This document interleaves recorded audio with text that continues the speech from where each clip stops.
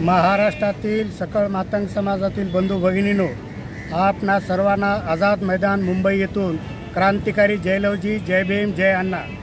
मी आपणास नम्र आवाहन करतो की अनुसूचित जातीच्या आरक्षणाच्या वर्गीकरणाचा जो सर्वोच्च न्यायालयाचा निकाल आलेला आहे, या निर्णयाचं भव्य स्वरूपामध्ये समर्थन करण्यासाठी आणि महाराष्ट्र सरकारकडून आरक्षणाचं उपवर्गीकरणाची पद्धत निश्चित करण्यासाठी आयोग नेमणे खूप गरजेचं आहे.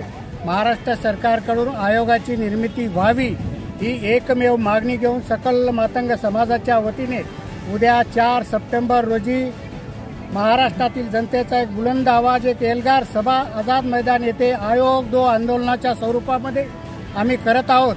हे आंदोलन निश्चित स्वरूपामध्ये भव्य, दिव्य आणि तीव्र स्वरूपामध्ये होणार आहे.